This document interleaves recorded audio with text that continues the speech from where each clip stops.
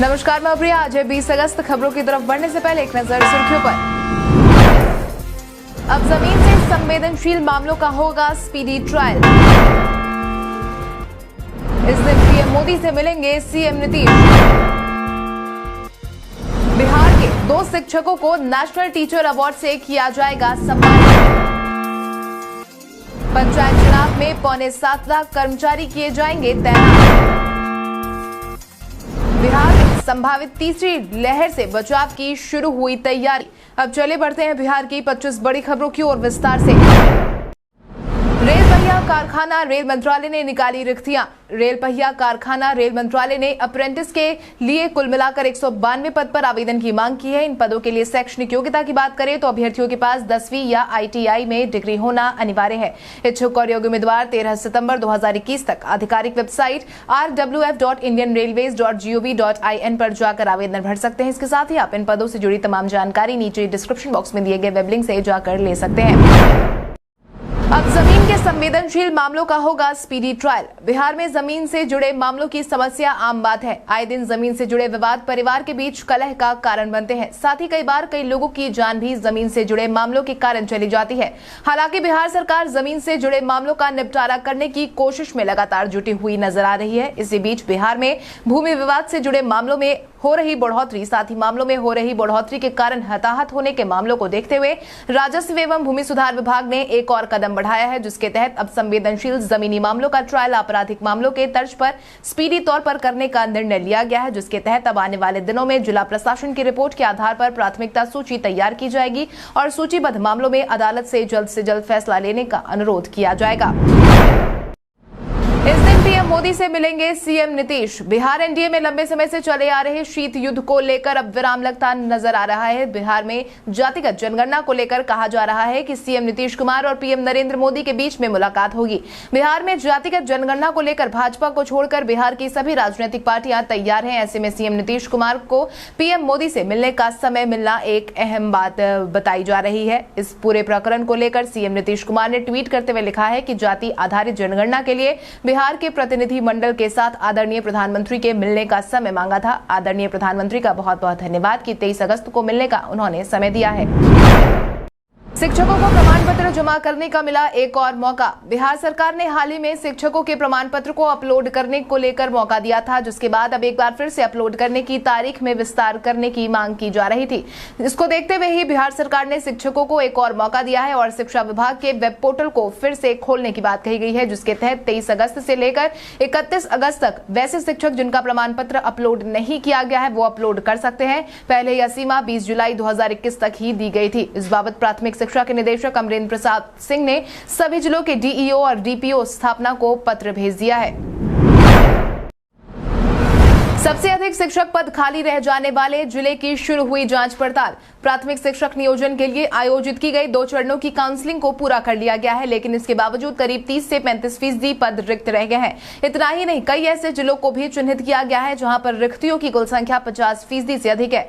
शिक्षा विभाग अब ऐसे ही जिलों को चिन्हित करने में जुट गई है। मामले की जांच के लिए मुख्यालय में पदस्थ 2 डिप्टी डायरेक्टर प्रभात कुमार पंकज और रुपेंद्र कुमार सिंह को 4 जिले पश्चिम चंपारण, दरभंगा, मधुबनी और मुजफ्फरपुर भेजा गया है, जहां सर्वाधिक रिक्तियां रह गई हैं। यह जिले बतौर सैंपल छांटे गए हैं। दोनों अफसरों के साथ सहयोगी भी भेजे गए हैं। इन अफसरों को रिक्तियों की वजह जानने के अलावा काउंसलिंग के दौरान आई शिकायतों का स्वरूप भी जानना है, ताकि विभाग को उचित निर्णय लेने में मदद मिल सके।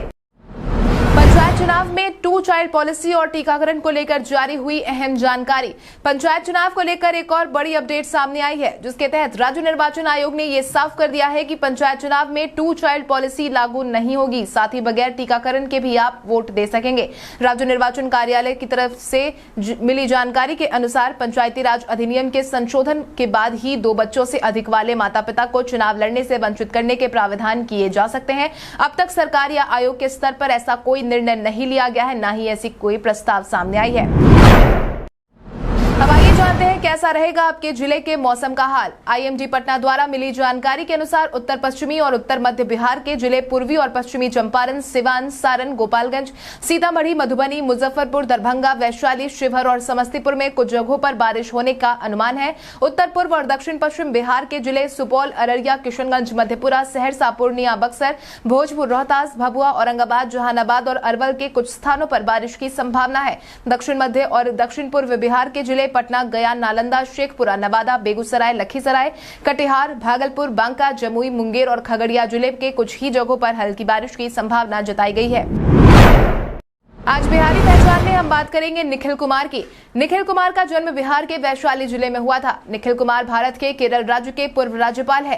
भारत के राष्ट्रपति प्रणब मुखर्जी ने उन्हें नागालैंड के राज्यपाल के पद से स्थानांतरित करके केरल का राज्यपाल नियुक्त किया था। वो औरंगाबाद, बिहार के रहने वाले हैं एवं वहां से सांसद रह चुके हैं। निखिल कुमार भारतीय पुलिस सेवा के 1963 बैच के अधिकारी हैं। वो दिल्ली के पुलिस आयुक्त, नेशनल सिक्योरिटी गार्ड के निदेशक, भारत तिब्बत सीमा पुलिस और सीमा सुरक्षा बल में निदेशक रहने के अलावा भारत सरकार के गृह मंत्रालय में विशेष सचिव भी रह चुके हैं। जीविका दीदी बनाएंगी इको फ्रेंडली और बायोडिग्रेडेबल राखियां। राखी का त्योहार बस कुछ ही दिनों में आने वाला है। ऐसे में बिहार में राखी के त्योहार की तैयारियां शुरू हो गई है। इसी बीच राखी के त्योहार को लेकर जीविका दीदियों ने भी अब लेटेस्ट ट्रेंड में इको फ्रेंडली और बायोडिग्रेडेबल राखी बनाने की तैयारी कर ली है। इसको लेकर जीविका दीदियों ने एक नायाब तरीका निकाला है जिससे वो ककून को बर्बाद नहीं होने देती हैं और वो इससे इको फ्रेंडली और बायोडिग्रेडेबल राखियां तैयार कर रही है। जीविका दीदी ने 50,000 राखी तैयार करने का लक्ष्य रखा है। इन राखियों की कीमत 15 रुपए से लेकर 50 रुपए तक बाजार में बेची जाएगी, जिसमें किशनगंज, भागलपुर, समस्तीपुर, गया, बोधगया, नालंदा, दरभंगा, धमदाहा, पूर्णिया, पूर्व, जलालगढ़, सुपौल और पटना में इन राखियों को भेजा जाएगा। कोरोना की संभावित तीसरी लहर को देखते हुए हवाई यात्रियों के लिए जारी हुई नई गाइडलाइन। बिहार में कोरोना के मामलों में गिरावट देखने को मिल रही है। वहीं वैज्ञानिक बार बार तीसरी लहर की संभावना जता रहे हैं। यही कारण है कि बिहार सरकार ने अब हवाई यात्रा करने वालों के लिए कोरोना गाइडलाइन जारी कर दी है, जिसके तहत अब महाराष्ट्र, केरल, पंजाब से आने वाले यात्रियों को दरभंगा एयरपोर्ट पर कोरोना नेगेटिव रिपोर्ट दिखाना अनिवार्य किया गया है। जिन यात्रियों के पास रिपोर्ट नहीं होगी, ऐसे यात्रियों की एंटीजन जांच वहीं पर करवाई जाएगी, जिसके बाद जांच रिपोर्ट में अगर किसी यात्री का टेस्ट रिपोर्ट पॉजिटिव आता है तो उसे क्वारंटीन में रखा जाएगा। वहीं एयरपोर्ट अथॉरिटी ऑफ इंडिया ने पटना और दरभंगा एयरपोर्ट पर आने और जाने वाले दोनों हवाई यात्रियों के लिए थर्मल स्क्रीनिंग करना जरूरी कर दिया है। बिहार के 2 शिक्षकों को नेशनल टीचर अवार्ड से किया जाएगा सम्मानित। बिहार को गौरवान्वित करने वाली खबर सामने आई है। बिहार के 2 ऐसे शिक्षक हैं जिन्हें राष्ट्रीय स्तर पर पुरस्कृत किया जाना है। केंद्रीय शिक्षा मंत्रालय ने साल 2021 के लिए नेशनल टीचर अवार्ड की घोषणा कर दी है। इस साल 5 सितंबर को शिक्षक दिवस पर कुल मिलाकर 44 शिक्षकों को सम्मानित किया जाएगा, जिसमें बिहार के 2 शिक्षक हरिदास शर्मा और शिक्षिका चंदना दत्त का नाम शामिल है। ज्ञात हो हरिदास शर्मा राज्यकृत मध्य विद्यालय डरहक, रामगढ़, कैमूर के प्रभारी प्रधान शिक्षक हैं, जबकि चंदना दत्त राजकीयकृत मध्य विद्यालय रांटी, मधुबनी में शिक्षिका हैं, जिसके तहत अब भारत के राष्ट्रपति रामनाथ कोविंद खुद शिक्षक दिवस के अवसर पर इन्हें नेशनल टीचर अवार्ड से सम्मानित करेंगे। पंचायत चुनाव में 7.25 लाख कर्मचारी किए जाएंगे तैनात। बिहार में सितंबर महीने से चुनाव का आयोजन किया जाना है। वहीं चुनाव को लेकर राज्य निर्वाचन आयोग ने अपनी तैयारियां तेज कर दी है। इसी बीच अब राज्य निर्वाचन आयोग ने मतदान कर्मियों की तैनाती पर बड़ा अपडेट जारी किया है, जिसके तहत राज्य निर्वाचन आयोग ने 7.25 लाख मतदान कर्मी चुनाव बूथ पर तैनात किए जाने की खबर साझा की है। वहीं एक मतदान बूथ पर कम से कम 6 कर्मचारियों की ड्यूटी लगाई जाएगी। आपकी जानकारी के लिए आपको बता दें कि कुछ समय पहले ही राज्य निर्वाचन आयोग ने पटना में कुछ बूथों पर मतदान कर्मियों को तैनात कर मतदान, मतगणना के साथ साथ बायोमेट्रिक मशीन और वेबकास्टिंग का परीक्षण किया था। परीक्षण के बाद अब नए सिरे से मतदान केंद्र के हिसाब से तैनात होने वाले कर्मियों की प्रतिनियुक्ति की योजना बनने लगी है। बिहार में संभावित तीसरी लहर से बचाव की शुरू हुई तैयारी। कोरोना की तीसरी लहर की घंटी अभी भी हमारे दरवाजे पर अटकी है, जिसको लेकर वैज्ञानिकों ने पहले ही चेतावनी जारी कर दी है। वहीं बिहार में भी संभावित तीसरी लहर को ध्यान में रखते हुए अभी से ही तैयारियां तेज कर दी गई हैं, जिसके तहत स्वास्थ्य विभाग ने अब राज्य के 36 सदर अस्पतालों में पीडियाट्रिक्स यूनिट खोलने का फैसला लिया है। जिलों में भी बच्चों को अधिक से अधिक स्वास्थ्य सेवाएं प्राप्त हो सके, इसकी वजह से ही यह निर्णय लिया गया है। सरकार ने इस काम के लिए 135 करोड़ रुपए मंजूर भी कर दिए हैं। वहीं पीडियाट्रिक्स यूनिट में जो सुविधाएं मिलने वाली हैं वो कुछ इस प्रकार है। सभी बेड पर ऑक्सीजन की पर्याप्त व्यवस्था, कुछ बेड पर आईसीयू और सीसीयू की भी सुविधा होगी। पीडियाट्रिक यूनिट में ऑपरेशन की व्यवस्था भी रहेगी। अभिभावक बच्चों के स्वास्थ्य की जानकारी ले सके, इसके लिए सीसीटीवी भी लगेंगे। राज्यपाल फागू चौहान से मुख्यमंत्री नीतीश ने की मुलाकात। बीते दिन मुख्यमंत्री नीतीश कुमार राज्यपाल फागू चौहान से मिलने पहुंचे। वहीं मुलाकात के बाद राजभवन से निकलने के दौरान उन्होंने मीडिया से बातचीत की और कहा कि महत्वपूर्ण नियुक्तियों को लेकर उनकी राज्यपाल महोदय से मुलाकात हुई है। उम्मीद है कि अब जल्द ही नियुक्ति को लेकर नोटिफिकेशन भी आ जाएगा। वहीं राजद में मचे घमासान पर सीएम नीतीश ने कहा कि ये पार्टी का इंटरनल मामला है, ऐसी बातों पर वो कभी बयान नहीं देते। बिहार में सर्वाधिक बिजली चोर पटना में। बिहार में बिजली चोरी की शिकायत आए दिन सामने आती रही है। वहीं अब जिलावार बिजली चोरी के आंकड़े सामने आए हैं, जिसके तहत बिजली चोरी के सर्वाधिक मामले पटना के पेसू क्षेत्र में सामने आए हैं। यहाँ 13 दिन में 336 मामलों को पकड़ा गया है। साथ ही अब तक दोषियों से 23 लाख रुपए फाइन की वसूली हुई है। वहीं नालंदा जिले में 71 मामलों के साथ 30 लाख रुपए की वसूली हुई है। भागलपुर शहर में 16 मामले बिजली चोरी के पकड़े गए हैं और 8 लाख रुपए जुर्माने के रूप में वसूला गया है। इसके अलावा राज्य के सभी जिलों में बिजली चोरी के खिलाफ अभियान चलाया जा रहा है। बिजली चोरी के मामले में नालंदा दूसरे नंबर पर और भागलपुर तीसरे स्थान पर है। अक्षरा सिंह ने शमिता शेट्टी की उम्र को लेकर कही बड़ी बात। इन दिनों बिहार की जानी मानी अभिनेत्री अक्षरा सिंह बिग बॉस के घर में है। वहीं बिग बॉस के घर में हर दिन उनकी चर्चा भी जोर शोर से हो रही है। इसी बीच अब अक्षरा सिंह और शमिता शेट्टी के बीच की लड़ाई के कारण अक्षरा एक बार फिर से सुर्खियों में आ गई है। दरअसल ये दोनों अभिनेत्रियां हाल ही के एपिसोड में एक दूसरे से भिड़ गई। उस समय प्रतीक ने अपना पार्टनर यानी कि कनेक्शन अक्षरा का सपोर्ट किया, बल्कि शमिता के कनेक्शन राकेश वो उस समय पूरी तरह बात संभालने की कोशिश करते दिखे। फिर शमिता ने कहा कि अक्षरा सबसे सहानुभूति लेती है। अक्षरा ने फिर उन्हें बोला कि मां की उम्र की है पर इतनी तमीज नहीं है कि बात कैसे करते हैं। अब जदयू मंत्री भी सुनेंगे आपकी फरियाद। आपको बता दें, मुख्यमंत्री नीतीश कुमार दोबारा जनता दरबार का कार्यक्रम शुरू कर चुके हैं। इसी बीच बिहार में राजनीतिक पार्टियों की तरफ से जनता दरबार कार्यक्रम की शुरुआत हो गई है। राजनीतिक पार्टियों की तरफ से भाजपा ने सबसे पहले इसे शुरू किया था। अब जदयू की तरफ से भी जनता दरबार लगाने की बात कही जा रही है। जदयू के प्रदेश अध्यक्ष उमेश कुशवाहा की माने तो जदयू के मंत्री सप्ताह में मंगलवार से शुक्रवार तक सुनवाई करेंगे। इसकी लिस्ट पूरी तरह से तैयार हो गई है। इसमें यह भी तय हो गया है कि कौन से मंत्री कब और किस दिन जनता दरबार लगाएंगे। उन्होंने ये भी कहा कि मंत्रियों द्वारा लगाए गए जनता दरबार 11:30 बजे शुरू होगा। तेज प्रताप को भूले जगदानंद सिंह, पूछा कौन है ये। बिहार राजद में शीत युद्ध जारी है। पार्टी के अंदर अपमान की राजनीति अब तक वैसी की वैसी ही देखने को मिल रही है। जहां एक तरफ बीते दिन पार्टी के प्रदेश अध्यक्ष जगदानंद सिंह को हाल ही में तेजस्वी यादव ने मनाया है, वहीं जगदानंद सिंह तेज प्रताप यादव को माफ करने के मिजाज में नजर नहीं आ रहे। आलम यह रहा कि बीते दिन जगदा बाबू तो यही भूल गए कि तेज प्रताप यादव कौन है।